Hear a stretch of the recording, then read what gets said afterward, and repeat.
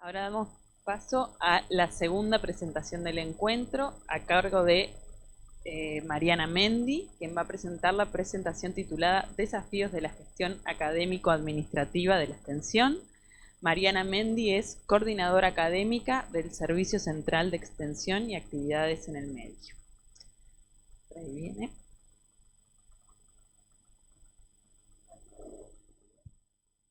Bueno, buenos días para todos y para todas. Agradecer a las dueñas y dueños de casa por recibirnos. Yo traje ahí un esbozo de algunas ideas que en realidad son reflexiones siempre provisorias, como todas las reflexiones, y lo pensé desde el siguiente lugar.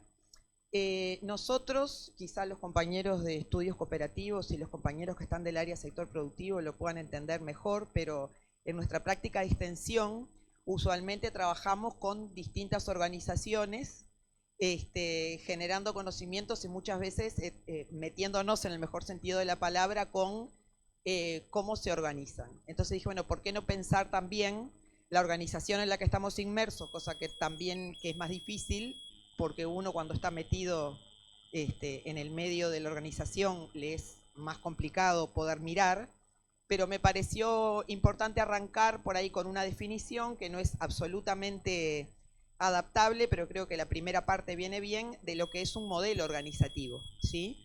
Porque me parece que si no pensamos el tema gestión y apoyo de gestión a lo que es la función de extensión desde el punto de vista de las condiciones generadas en la organización para que esta relación sea posible, no llegamos más que a describir hechos que pueden llegar hasta caer en lo anecdótico. Entonces, ahí en el título nuevo, sacamos la definición de un estudioso francés de los temas organizativos, para no distorsionársela, la dejé textual, pero digamos que saquemos del universo de producción enfrentado a problemas de eficiencia productiva, porque no estamos en un universo de producción, digamos, o industrial o de servicios tradicionales, pero dice: un modelo de organización es una representación esquemática que reúne dos tipos de dimensiones, unas dimensiones que son sociales y otras dimensiones que son cognitivas, ¿sí? Las dimensiones sociales van a estar dadas por las estructuras jerárquicas, las modalidades de ejercicio de poder, las reglas de relación entre actores y toda aquella reglamentación explícita o implícita, formal e informal que se da al interior de una organización, y una serie de dimensiones cognitivas que incluyen lo que es el propio métier técnico de cada uno de lo que se pone en juego, pero también una serie de conocimientos que muchas veces son tácitos, que están puestos en juego por los actores en el seno de esa organización. Y ahí en esta definición, que Sarifian la piensa para organizaciones de producción básicamente industrial, podemos sacar esa segunda parte, les vuelvo a decir, y pensar que esta combinación de dimensiones en la universidad se da para abordar los fines para los que la universidad fue creada, ¿sí? Entonces, pensar cómo se traduce esto en la universidad y particularmente en la gestión académico-administrativa de la gestión implica pensar cuáles son los soportes cognitivos y los soportes sociales que dan lugar a que exista una organización denominada una universidad que tiene que cumplir con una serie de fines que, dicho sea de paso, son los que le indica su ley orgánica. Entonces, para hacer una grosera división de por dónde pasarían esas dimensiones sociales y esas dimensiones cognitivas en lo que tiene que ver con la organización de la universidad, diríamos que las dimensiones sociales, que habíamos dicho que eran formales e informales, van a estar conformadas por la estructura docente, la estructura de dada de los funcionarios de apoyo administrativo, los órganos cogobernados, las comisiones cogobernadas, las organizaciones sindicales que tienen voz en este tema, tanto las organizaciones sindicales docentes como las no docentes, y las estudiantiles, en tanto forman parte del cogobierno. Y después hay una serie de reglas y procedimientos escritos que regulan el funcionamiento de la organización, que son desde la ley orgánica para abajo, estatutos, ordenanzas, procedimientos, etcétera, y en el apuro, olvidé omitir, una serie de reglas que no están explícitas, pero que son reglas de funcionamiento y de relacionamiento entre personal de funcionarios docentes con personal de funcionarios no docentes, formas de hacer, formas de ser, que incluso pueden variar de servicio a servicio porque tienen que ver con eso que muchas veces se habla de conformar una cultura organizacional que no es la misma para toda la universidad, sino que puede variar en función de los servicios, de las funciones, etc. Y las dimensiones cognitivas, ahora vamos a agregar una complejidad que creo que tiene la universidad, que son las dimensiones cognitivas propias de las disciplinas y funciones que desarrollan los docentes, ¿no?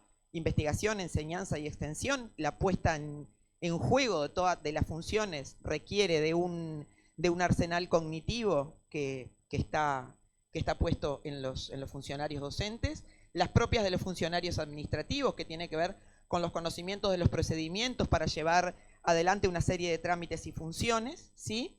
Y después hay una serie de conocimientos tácitos que se desarrollan en el propio ejercicio del trabajo, ¿no? O sea, está lo prescripto, pero está lo real, ¿no? Es una diferencia teórica muy trabajada en la sociología del trabajo, que es, bueno, el trabajo real y el trabajo prescripto y sus diferencias. Generalmente el trabajo real es mucho más rico que el cumplimiento a rajatabla del trabajo prescripto, porque la gente pone en juego en el ejercicio de su trabajo otras cosas que van más allá del cumplimiento a rajatabla de reglamentos y procedimientos. Bueno, yo apretar el micrófono para pasar el... Bueno, seguimos. Sin embargo, hay una estrategia de la institución que es la misma para todos, que es el cumplimiento de los cometidos que mandata la ley orgánica. Extensión, investigación, enseñanza. Es decir, no voy a hablar de extensión, le comentaba a algunos compañeros, las particularidades propias de la función me parece que corresponden, pero en este encuentro estamos convocados como para discutir de gestión, entonces está como muy esquematizada algunas cosas que tienen un desarrollo mucho mayor y más rico, pero básicamente, digamos, hay una interacción con la sociedad y creación de conocimiento y información, ¿sí? Esos son los fines de la universidad, esos fines nos alcanzan a todos y a todas en el servicio que sea. Pero hay una particularidad, que la universidad es una institución cuyo objeto de trabajo es el conocimiento. Entonces acá hay que diferenciar la dimensión cognitiva, que es lo que se pone en juego para realizar el trabajo, pero el objeto con el que se trabaja, que es la creación, el intercambio, la construcción con los actores, la transmisión de conocimiento, es el conocimiento. La universidad es una institución cuyo objeto de trabajo es el conocimiento. Toda esta perorata es para ir pensando lo complejo que es la interacción entre lo que es la gestión y el ejercicio real de las funciones universitarias. Entonces, a pesar de todo esto y de todo esto que les dije previamente, y mirando nuestra organización, muchas veces se pueden constatar divergencias y carencias entre dos organizaciones que cuando las miramos parece que fueran de naturaleza distinta y que son la estructura que le llaman TAS y la estructura docente. Como si fueran dos organizaciones con fines distintos, cuando los fines son unos y están fijados hasta por ley, digamos. Entonces, parecería, esto no es así, digo cuál es el mito o la ideología en el sentido más marxista de la palabra ideología, como falsa conciencia, como espejo que nos devuelve una imagen distorsionada de la realidad. Todos trabajamos o actuamos en general como, y nos vivimos, como si el objetivo de la parte de la estructura de gestión administrativa fuera el velar por el estricto cumplimiento de normas y procedimientos, y la organización docente fuera realizar investigación, extensión y enseñanza. Y aparentemente a veces pasa como que esos fueran dos compartimentos estancos, cuando en realidad los fines no son los fines de todos son los fines de la universidad. Entonces, eso genera muchas veces una situación objetiva de desencuentro que no tiene que ver, y eso me parece importante, por eso decía que hay que exceder lo anecdótico, hay que trascender, no exceder, trascender lo anecdótico, que genera muchas veces una situación objetiva de desencuentro que no tiene que ver con las características de las personas. Los desencuentros no son porque las personas son más fáciles o más difíciles y es difícil trabajar con tal docente o con tal funcionario, sino que tiene que ver con las condiciones de posibilidad que se generan en la organización, ¿sí?, para que esto sea así, y qué condiciones de posibilidad hay que generar para que esto no sea así, ¿sí? A lo que voy es que, de alguna forma u otra, hay que pensar en una modalidad de gestión académico-administrativa que apoye, en este caso, a la extensión. Con las otras funciones es lo mismo, pero con particularidades distintas, donde, más allá del cumplimiento de procedimientos, de normas, de ordenanzas, etcétera, se pueda poner en práctica la particularidad que tiene el ejercicio de una función. Yo me voy a centrar en lo que reflexioné sobre el nivel central, porque van a haber exposiciones de los compañeros de la red de extensión y de los programas territoriales que no tiene sentido, no introduje eso en esta exposición para no alargar el tiempo y para poder aprovechar las exposiciones de los demás compañeros. Entonces, si pensamos en hacer y gestionar la extensión, que ahí está dividido de forma tal de que podamos todos pensarlo y comprenderlo mejor, pero en realidad hacer la extensión y gestionar la extensión es todo parte de lo mismo. Entonces, me parece que habría que pensar en qué componentes de hacer y de gestionar extensión están involucrados, me corrí de la cruz, perdón, en el quehacer extensionista. Entonces, en el quehacer extensionista, en primer lugar, hay involucrados actores sociales o comunidades, movimientos sociales, comunidades, instituciones, etcétera. ¿Qué son estos? Toda una serie de contactos que se tienen en el ejercicio de la función, que son las referencias sociales, que no son de la universidad y que están ahí y que son nuestras contrapartes en los trabajos de extensión. ¿Qué otro aspecto implica el hacer y gestionar extensión? Movilidad, traslados, transporte. ¿Por qué? Porque en la extensión la universidad sale de su lugar, se va para. Hoy estamos acá en este centro desarrollando esta actividad, pero en el ejercicio de la función siempre salimos, ¿sí? Recursos didácticos que involucran actividades de planificación, de compras, de insumos. Insumos que no necesariamente son los mismos insumos o los mismos objetos de compra que se pueden dar, por ejemplo, en la actividad de investigación o en la actividad de enseñanza, ¿sí? Espacios, conseguir locales, acondicionarlos. Hoy se gestionó un espacio para poder hacer esta actividad. Una gestión administrativa particular vinculada con la gestión de proyectos, esto es en el nivel central, de proyectos, traspasos, planes, control de planes, de los cuales las compañeras y los compañeros del área de promoción de la extensión podrían hablar mucho y ser más ilustrativos al respecto. Se gestiona un tiempo que es cualitativamente diferente al tiempo de las otras funciones, porque está vinculado con el tiempo de los actores, de las comunidades, de las instituciones que son nuestra contraparte. Entonces, muchas veces el tiempo es difícil de medirlo en jornadas estrictas de trabajo de las 40 horas semanales o de los 30, sino que hay una gestión del tiempo que es cualitativamente distinta. Y eventualmente, y como en cualquier función, también se gestiona movilidad académica, y esta lista puede seguir, listé digamos, lo que me pareció central, y pueden haber más aspectos. Entonces, hacer extensión y gestionar extensión tiene que ver con todas estas cuestiones.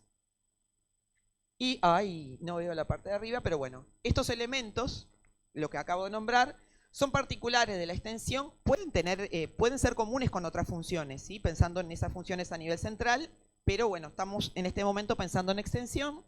Entonces, requieren de una organización que comparta ese quehacer como fin último y que conozca sobre esa función, ¿sí?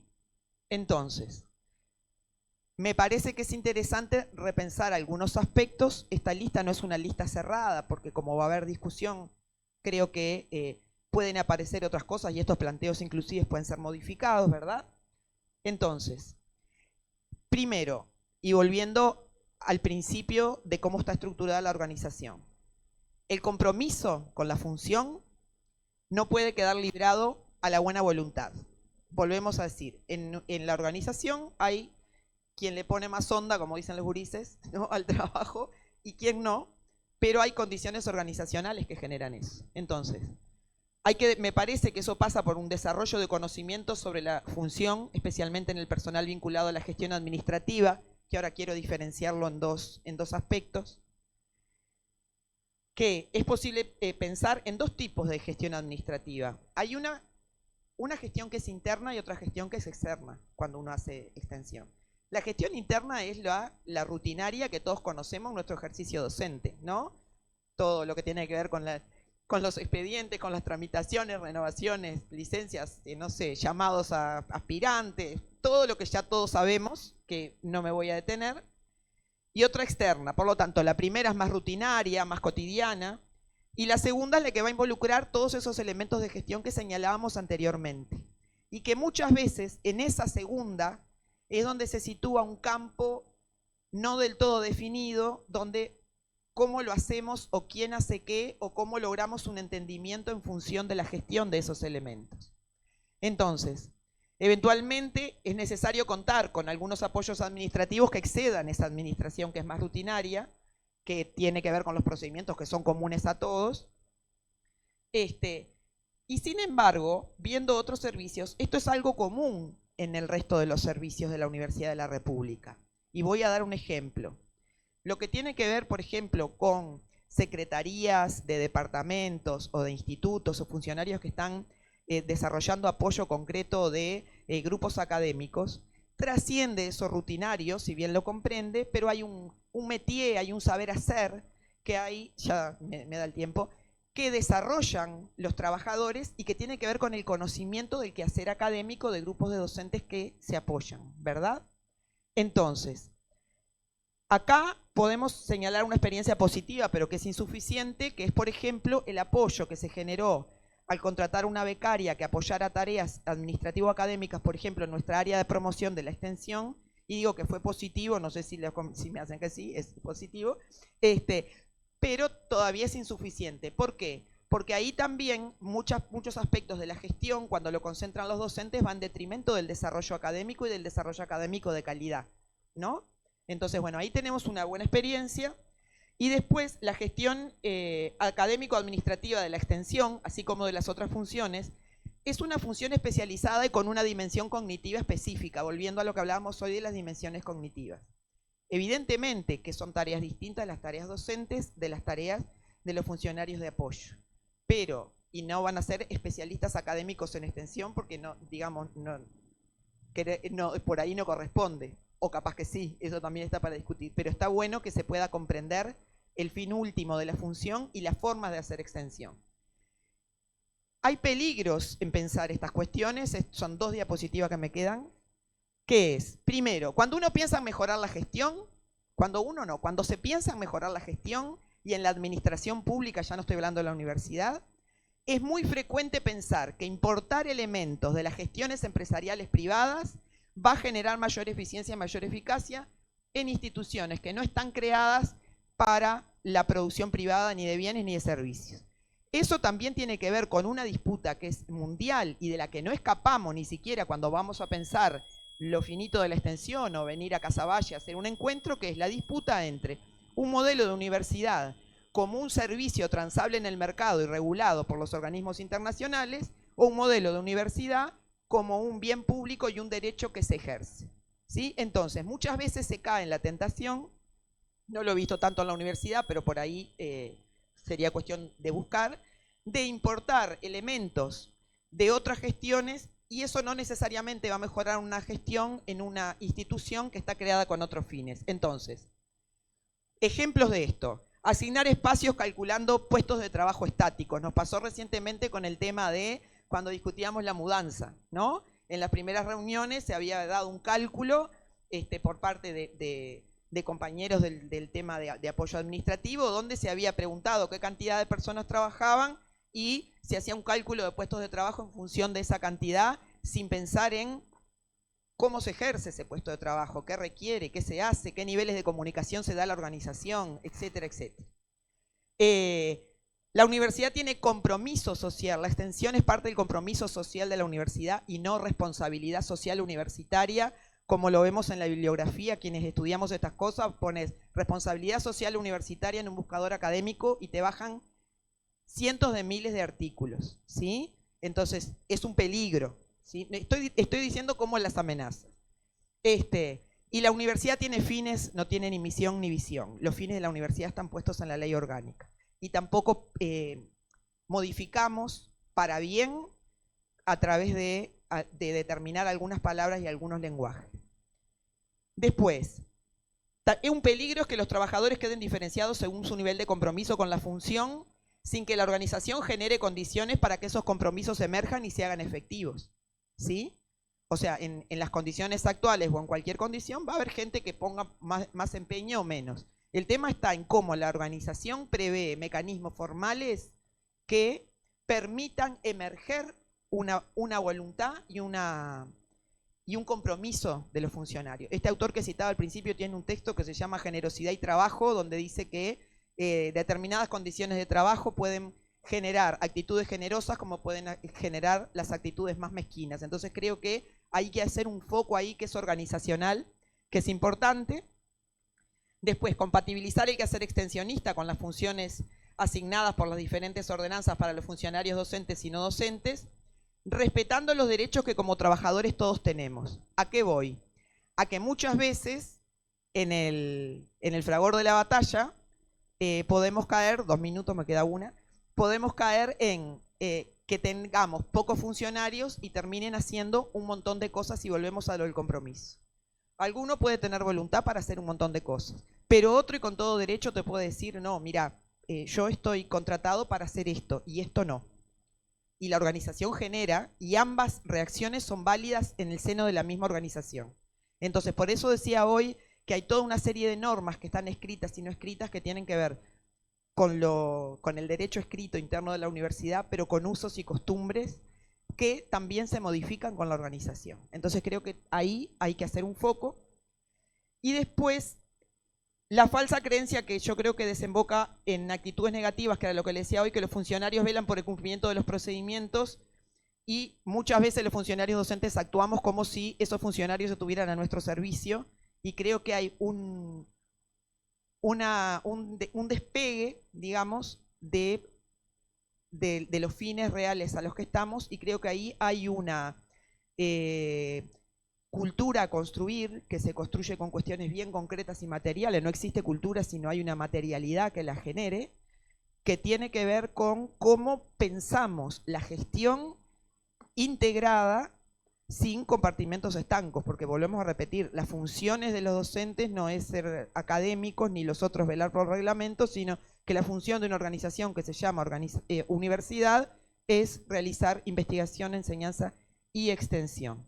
Entonces, la última, me parece, en función de lo que nos habían pedido los organizadores del evento, y tiré acá 4, pueden ser más, pueden ser estos cambiados, algunos elementos para incluir en una agenda u hoja de ruta que podemos pensar en temas que tienen que ver con la gestión académica administrativa de la extensión.